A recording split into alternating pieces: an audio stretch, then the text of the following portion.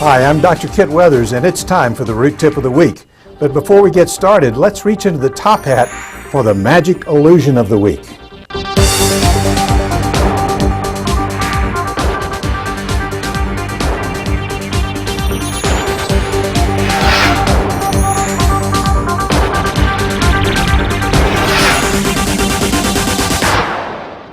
Okay, today I'm going to show you a torn and restored paper trick.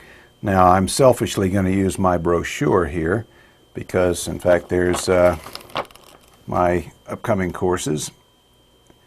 But you could use any type of paper. Normally, a newspaper works best, but I'm going to tear it up and then we'll restore it. Take the paper and tear it in half, and when we're doing this, we'll just tear it into several different pieces. And as we tear it up, it's much easier with newspaper to do this, by the way. So we're going to tear up all the pieces, and then we'll just kind of fold them together. And you can say the magic words and restore it, but I kind of like to just hold it in my hand, blow on it, and then when I take it back out and open it up, like I said with newspaper, this is a whole lot easier, but I just wanted to show this to you with this type of paper here. And there, it is totally restored, a little bit wrinkled up. As you can see, that's my face all fixed up. To learn the secret to this and other magic tricks in this series, go to EndoRootCamp.com.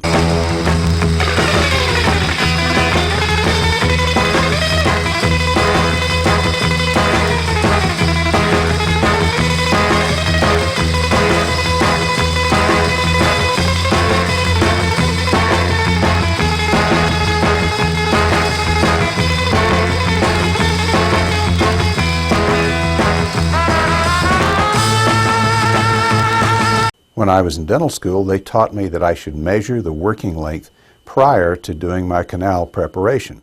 So let's take a close look at the fallacy behind that type of thinking. So if we follow the directions they gave us in dental school and prepare the root canal prior to obtaining the working length, two things will happen. One, we're inevitably going to push some of the necrotic material out the end of the tooth. This has to happen because the file, in order to measure working length, must go slightly beyond the apex. When that happens, you will grab some material from the inside of the canal and push it beyond the apical length. Now, there's another good reason that we do not want to measure the entire working length right off the bat. If our original canal length measurement was 20 millimeters and we cut away the inside of the curve, the shortest distance between 2 points is a straight line, and therefore we will wind up getting to the apex a lot sooner. Maybe now the canal will only measure 19 millimeters. But if we continue to go back to the original 20 millimeters that we wrote down to begin with, we will wind up going beyond the apex, and the patients really hate it when this happens. Did you ever wind up with a pile of paper points, all of which had a little 2 millimeter bit of red on the end of each one of those paper points?